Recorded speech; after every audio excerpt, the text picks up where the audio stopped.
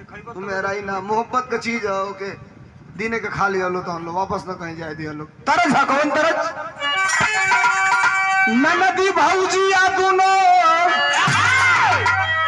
एक समरिया दुनहुन कपियावा परदेसिया हो राम खेरिया जब हमन कर अली जात तो हम लोग समौरिए वाला कोरोना नहीं आके बैरियां पड़े सीधे महुई जब पढ़े जाइल ना शुरुआत में 1-2 में बाल सभा होखे मंगर के दिने तो हमारा मन पड़ेला वो बाल सभा में ही तरह चले लड़का गाँव से कैसे अंगने में उड़े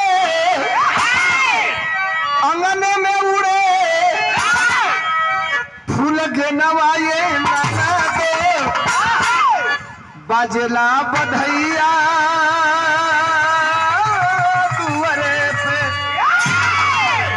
छोड़े जाओ हम कहल का चाहत रही इतना देर से आप लोग के बैठौले बनी 2 लाइन वो सुनाई जो खातिर तू लोग बैठल हवा नई की सुनाई देखो नई गीतकार गौली आजे छूटल सबको बांट रहे थे अपने वो फकीर हो गए और अग्निवीर बनाने वाले खुद ही अग्निवीर हो गए 1.5 टंगली पर टंगाइल वालों कब हिलल पाया है नहीं ककवा कब पलटी मरल से कोनो गारंटी बा होना है आज हॉस्पिटल में भर्ती हो गए नीतीश बाबू अभी संझिया का संझिया का देख लो सोशल मीडिया पे संझिया का भर्ती हुई ना हॉस्पिटल गिरगिटो सारे शर्मा जला के देख के कि इतना रंग हम नहीं बदल ले आज जितना ही बदल दे सुनिए देश के ज्वलंत मुद्दों को भी आपके बीच में रखता हूँ लेकिन ये हल्की बात नहीं है साहब कितने कठिनाइयों से जूझना पड़ता है एक दिन प्रधान जी एक दिन मैं सुबह गया 10:30 बजे राष्ट्रीय अध्यक्ष दिया है 11 बजे तो आते ही कहे रात में तुम सरकार के खिलाफ गाते हो लाइव तुम्हारा चल रहा था किसी ने चलाया था मैं देखा इतनी भीड़ थी सुरक्षा बढ़ा लो अपनी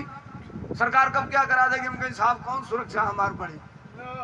आप लिख के दे देंगे गवर्नर के वहां मैं जानता हूं जिस दिन कहूंगा आप लिख के दे देंगे 2 गनर मिल जाएंगे एक दाहिने एक बाएं बस एक गाड़ी दही ढोला घरमुनिया हो जाता ना एक गाड़ी और लगाओ पड़ी 2 सिपाही लेके चले खाते सटक पैसे के अधिकार दे ही ना सिपाही ढोवे तो थोड़े क्यों पैसा दे भाई हम चरुआ अंत बोला होता ले अब तो कहे फिर कैसे काम चलता हमने कहा साहब अगर 5000 लोग आते हैं हमें सुनने तो उसमें 2000 स्पेशल धर्मेंद्र सोलंकी को सुनने लोग आते हैं और वो 2000 मेरे सुरक्षा कवच बन के खड़ा रहता है हमें कुछ होने वाला नहीं है साहब आप निश्चिंत रहिए साहब बात तो मैं दूसरी करने जा रहा था लेकिन थोड़ा सा तथ्य की बात आएगी तो इसके बाद मैं करूंगा आपके बीच में डिफाइन करूंगा आप सुनिएगा पढ़ा लिखा आदमी हूं कभी कभी अच्छी बात मूड बनती है तो कहता हूं गावे के तो सबे गाँव होता और सबे गावे ला हम आजो को होता नहीं सबसे बढ़िया हम गाइला एक दिन बिगड़ गई कहला कि हमार सम्मान तू ना कैला हम कहली जब तू ना करब तो हम काहे के करब हवा का तू वर्मा जी के फूफा हवा काय करी हम कहने दूसरे के मत बनाओ भैया बिगड़ जाए तो बिगड़ जाए कोनो दिक्कत नहीं आइए हमारे गाना का लाइन संकेत करेले जिंदगी के 4 लाइन के बारे में का मास्टर के मुअला से डर लागे मुअला से डर लागे ए भैया दुनिया में सबके पास हर आदमी को एक ही चीज से डर है जिसका नाम है मौत 99 वर्ष का आदमी बा मुँह वाला बा कह दे काका मुँह बो तो कहीं देखो ना लड़का बाबा धाम जाए के पैसा बुक कर दिले रहा साल जाके घूम इतना चल लेते मरना कोई नहीं चाहता है तब मुअला से डर लागे अरे दुनिया में सबके पास खतरा उठावल के हूँ छोड़ी गई का दुनिया में सबके पास खतरा उठावल के हूँ छोड़ी गई का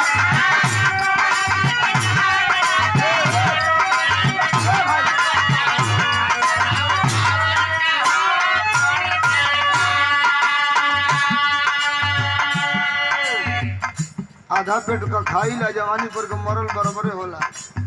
अब बोले ना कइला है जब चढ़ा देली धार पर तो है ना करत तू जाके का करबे अगर बतार काम कहां बन पाई का कर फ्यूज बा बोला वो कोई बात क्या कर बैठा बे 10 मिनट नौका लइका कहता हो तो कुछ समझ में आवत रहा रुको नहीं कोको लोग लाइन मारे ला लोग हम का जनता नहीं खेत छोड़ा हम कहनी कि मोला से डर लागे दुनिया में सबके तो खतरा उठावल के वो छोड़ गई का हर आदमी ड्राइवर जानता है 100 से ज्यादा स्पीड में गाड़ी चलेगी लड़ेगी तो बचने का चांस नहीं है। कई कोई ड्राइवर मान 150 में चला गया। पहली बात समझिए मैं क्या कह रहा हूं 4 करोड़ रुपया रखिएगा तराजू के पलड़े पर और ये 4 लाइन रखिएगा ये चारों लाइन 4 करोड़ रुपए पर भारी पड़ जाएगी। पहली लाइन चिरई न घर छोड़ी अरे चिरई न घर छोड़ी बनरा की डार से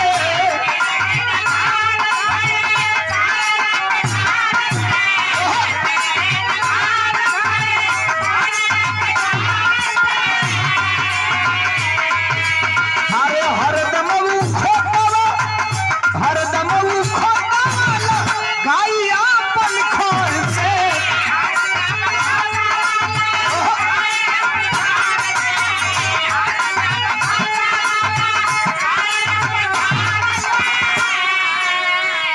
एक लाइन खत्म दुई लाइन बाद चिरई ना घर छोड़ी ए रुपया पैसा रोज 10-20 हजार कमा लीजा रोज रोज पॉकेट में आवेला 2-4-10 हजार बतिया समझ ले बोलो रुपया से बढ़न बा चिरई न घर छोड़ी बनरा की डर से हरदम उखोतवा लगाई अपना घर से। किसी पेड़ पर चिड़िया घोंसला लगाई है कई बार देखो लोग बानर कूद के गई ऊपर घोंसले में तोड़ के फेंक दिया तो ऐसा नहीं है कि वो चिड़िया उस पेड़ पे रहना बंद कर देगी फिर जाएगी घास फूस चुन के लाएगी घोंसला बनाएगी फिर उसमें रहना चालू कर देगी। मेरे कहने का मतलब संघर्ष ही जीवन है। अगली लाइन बड़ी आनंदयी है और बड़ी संदेश पूर्ण लाइन है अच्छी लगे तो स्वागत चाहूंगा। अरे चिरई ना घर छोड़ी ए भैया बनरा की डर से हरदम खोतला अरे लगाई अपन घर से कपो कपो दियाना से कपो कपो दियाना से घर जरी जाला कबो कबो दियाना से घर जर जाला फलानी के घर बा ढेबरी जरतिया ढेबरी मन बुझो तो मोमबत्ती हो ला गड़बड़ा के नहीं कोई नहीं तबे उठ के भगे हई। एक दिन नेपाल में बिहार है हमारे मित्र में प्रमोद यादव सांसद तो एक दिन पहले बोला लिया प्रधान जी तनी आधा मिनट देखो ये कहता ना कि ढेबरी माने मोमबत्ती होला हम बताओ तनी बोला लिया नेपाल में एक दिन पहले चल गए 5 स्टार होटल में रुकवा दिए राती के खा के सुतनी जा अगला दिन दीने का कार्यक्रम रहे तो 9 बजे ले सबे नहा वहा लियल ये लोग से कहनी कि जो खाए के मन करी तो ऑर्डर दे दिया लो हमार हाफ प्लेट पनीर ऑर्डर कर दिया लो पनीर में ठीक रही तो नहा के अइली हम बताओ तनी रुक काहे घबराइल तन तू नहा के अइली तो कहली कि ऑर्डर का भइल बा तो ई कहता लो दूसरा के यहाँ खाई ले या सादा भोजन कइल जाई तो हम कहीं अच्छा तो जो मन करे तो हमार पनीर भइल बा कि नहीं ऑर्डर तो भइल बा है 2 गो कइले रहना सा हाफ चिकन मुर्गी फ्राई हाई कइले रहना हाफ मटन हाई दोनों जानी कल हल्लो हाफ कुद्दन हम कहली का ऑर्डर भइल ह त अगवे कहता ना कुद्दन भइल ह तो मुझे इंडिया का कोनो होटल नहीं के बाकी यहाँ हम नहीं रुकल होखी ई कुल डिश देखले रही कुद्दन कौन डिश हो सारे आज ले हमके समझे में नहीं आई पड़ गई नहीं फिर में हम पूछता नहीं तई बुझते नहीं कहा खाली कुद्दन ऑर्डर हो गई बा हम बोले अच्छा रुको तो समन्वय आई तोले मटकी में माटी वाला मटकी में भर सबको हमार पनीर हाड़ी नियर रहे किनारे, ये लोग चिकन किनारे, इनका मटन किनारे, ये लोग कुदन आ गई। दू रोटी तो पंच वही रस्सा से बोर के मार दियल पहले। भाई मटन उटन कहाँ पहले गरम रहेला तो पहले रसोई से लोग मारेला। दू रोटी मार लेलम कनी सारे देखो यहाँ से नहीं खा पहले हम अपन पनीरवा थरिया मुँह लात गए।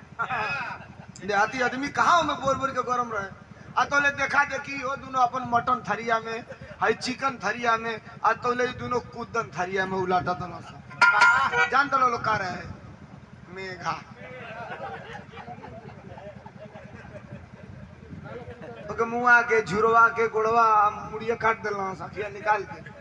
आ जब झुरा गले तो बेसन में फेंट के तेले में ताल के रस्सा में मार के कुदन हम कहली का हो उठा के ए ना ताई का हो हम कहली वे हो पियर का चच्चा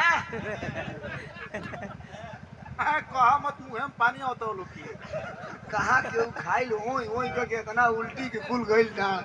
खाना ढेबरी माने दिया होला माटी को होखे उमे कपड़ा को बत्ती लागे उसे उजियार होखे चिड़ई न घर छोड़ी बनरा की डर से हरदम उ खोतवा लगाई अपन घर से कबो कबो दियना से घर जर जाला। पलानी के घर बा ढेबरी जरत दिया गिर गईल भभक गईल आग लाग गईल जर गईल कबो कबो यो होला चाहे ललटेन जरता भभक गईल आग लाग गईल पलानी के घर जर गईल तो एगो दिया से एगो ढेबरी से अगर एगो पलानी के घर जर गईल तब एक रुपया मत दियो लोग बढ़िया लगी तो स्वागत कर दिया लोग के कबो कबो दियाना से घर जरी जाला त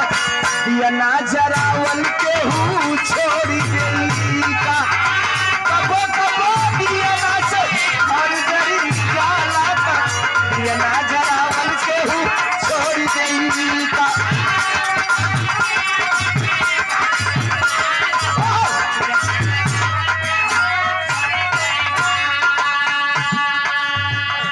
कबो कबो दियना से घर जरी जाला तो दियना जरावल के छोड़ गई का अनहार होई तो उजाला का जरूरत एक लाइन खत्म एक के लाइन और बा चाहे ढेबरी जरावल जाओ चाहे ललटेन जरावल जाओ। यूट्यूब के साथी परिवार के अंदर सुनने वाली ये गीत है आप रिकॉर्ड कर रहे हैं दर्शाइएगा इसको और दो चार बात जो नेनी उन्हीं खोई के काट उठ के निकाल दिया लो नेता आदमी है कहीं यार और बोला जाओ तो कि भाई तहने लोग 3-4 गो तो अब ऋषिलो मत 3-4 गो तो वो पार कब्बा लोगो लोग के चलते झेलत नहीं 16-17 गो में 3-4 गो लोग के चलते बा अरे कहीं ठीक है मुंडा कहा गई तो दूसरी लाइन बड़ी ऊंची लाइन है प्रधान जी आपके लिए लिख रहा हूँ रात भर अगर आप बैठे हैं तो सुबह आपके लिए लाइन पढ़ रहा हूँ जरा सुनिएगा क्या कबो कबो धारा पीछे अरे कबो कबो धारा पीछे डूब जाले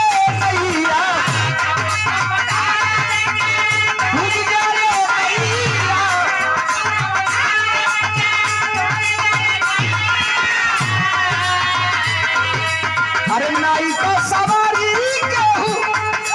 अरे नाई का सवारी केहू नाई का सवारी केहू छोड़े नहीं भैया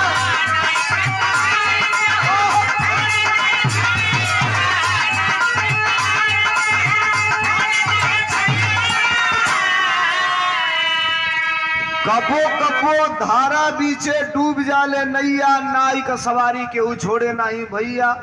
पेपर में पढ़े के मिले थोड़ी नदी बा पुल नहीं खे नाई पार से पार जातिया आ कबो कबो ऐसा होला कि नैये डूब गई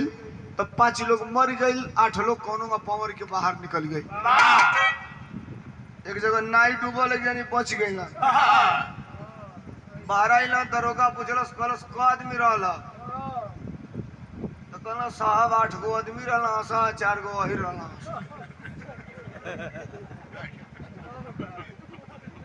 बोले जाए मरता तो नहीं मरला तो वो पूरा लिपे पति को दिया लग आता भइल का आता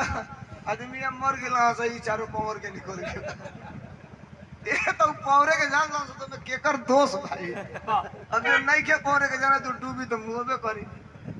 कबो कबो धारा बीचे डूब जाले नैया हंसल मत आज ले धरती पर पहले हमन के काका दादा पुरनिया खिस्सा को हंस तो कहा से एगो होशियार पंडित जी रहला एगो पूर्वक अहिर रहे कबो खिस्सा नहीं के बनल कि होशियार अहिर रहे आ पूर्वक पंडित जी रहे ना ना ना ना ये खिस्सा नहीं के बनल पूर्वक अहिर रहे आ होशियार पंडित जी रहे ये हमने का जिंदगी भर सुनल जाई ना हम ना सुनल जाई ना कोई कहता हूँ सर राशन फ्री एक दिन हमसे पूछे सब 5 किलो राशन सरकार फिर फ्री दे रही है हमने कहा ठीक है हम फ्री का स्वागत करते हैं लेकिन भारत के प्रधानमंत्री से मैं मांग करता हूँ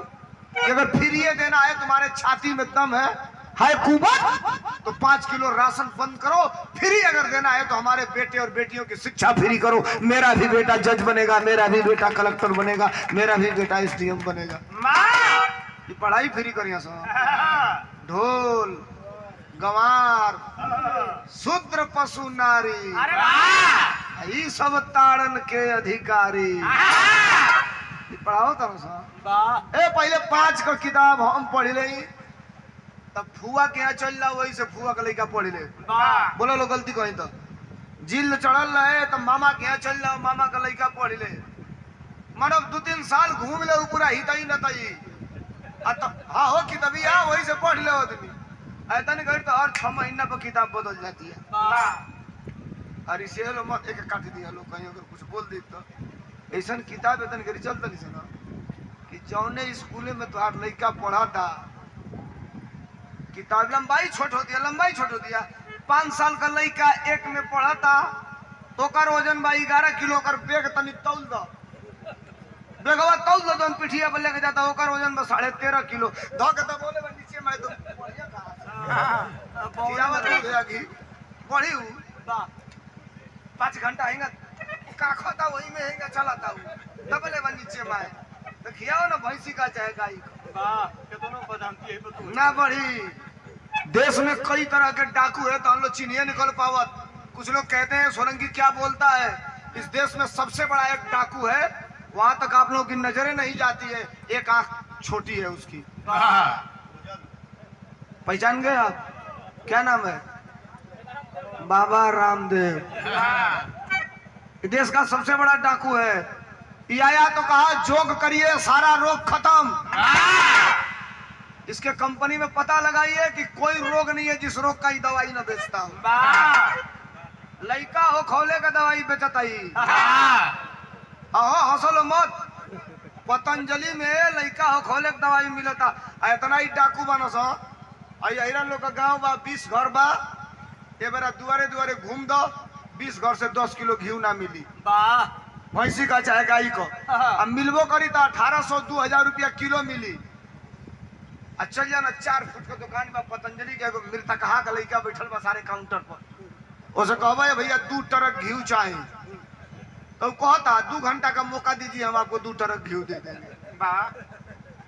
दाम तो कहता ओरिजिनल गाय का घी है 450 रुपया किलो है पहुना तू पागल कि हम पागल तोरी बहन की 450 रुपया में ओरिजिनल घी देता तू 1800 में ओरिजिनल मिलते नहीं खे 2000 में हमारा आटा बिकाई 30 रुपया किलो 25 रुपया किलो आटा पतंजलि का जाके खरीदिए पैकेट लगा होगा 180 रुपया 172 रुपया किलो पूछबा में बादाम पीस के बेचता लो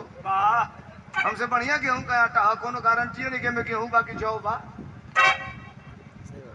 समझिए तो इस बात को नहीं समझेंगे आपका जीवन तो खत्म आने वाली पीढ़ी हो एक दिन हमसे लोग कहले मर्द चिल्ला तले आ सरकारवा वही कुल को फिर पहुंच जाता का फायदा बतौरी चिल्ले ले हम कहें तो नहीं खोलो पूछा एक दिन एक पत्रकार पूछा हमने कहा सुनो एक जंगल में आग लगा था सब लोग तमाशा देख रहे थे एक चिड़िया थी उड़ के जाती थी और समुद्र में से नदी में से पानी लेकर एक बूंद आती थी उसमें गिरा के फिर उड़ के चली जाती थी कई लोग थे देख के हंस रहे थे उसके जात के लोगों ने कहा कि तुम्हारे आग बुझाने से आग नहीं बुझने वाली है उसने कहा मैं आग बुझाने के लिए पानी नहीं डाल रही हूँ इतिहास लिखा जाएगा तो तुम लोगों का नाम आग लगने पर तमाशा देखने वालों में लिखा जाएगा और मेरा नाम आग बुझाने वालों में लिखा जाएगा ये धर्मेंद्र सोलंकी है अखिलेश यादव का सिपाही हूँ रोज अपने नेता के साथ और सामने रहता हूँ कभी घमंड और एटीट्यूड मेरे अंदर नहीं रहा, लेकिन डंके की चोट पे कहता हूँ, हम जिस खानदान से आते हैं, जिस परिवार से आते हैं, जिस समाज से आते हैं, पिछड़ी जात का बेटा हूँ। मेरे परिवार में न कोई नेता था, न कोई गायक था, न कोई डिस्ट्रिक्ट कोर्ट का मेंबर था। 13 साल का था तो माननीय मुलायम सिंह यादव जी ने कुर्ता पैजामा पहना के पटना के बड़े सम्मेलन में गवा दिया। और मैं सौभाग्यशाली हूँ रवीना, जब मैं 13 साल में पहली बार राष्ट्रीय मंच पे था, जो मैं गाना गाया, मेरे गाने पे अमिताभ बच्चन, राज बब्बर, जया प्रदा, अमर सिंह, जनेश्वर मिश्रा, डिम्पल यादव, अखिलेश यादव, मुलायम सिंह जैसे लोग, रेवती रमन सिंह जैसे लोग खड़ा होकर के तालियां बजाए थे। और भारत की राजनीति में अगर मुलायम सिंह यादव जी का हाथ किसी के सर पे और पीठ पे सबसे ज्यादा पड़ा होगा तो भारत का इकलौता गायक मैं धर्मेंद्र सोलंकी हूं। गर्व के साथ इस बात को कहता हूं। छोड़िए बात पर आते हैं, कबो कबो धारा पीछे डूब जाले नैया, या नाई का सवारी के छोड़े नहीं भैया। ये नाई डूब गई, पुल नहीं खे पार से पार जाए, तो डूब गई कल से दूसर नाई चली, फिर लोग पार से पार जाई। प्रधान जी रउरा खाती कहता नहीं, एक गठिया ले का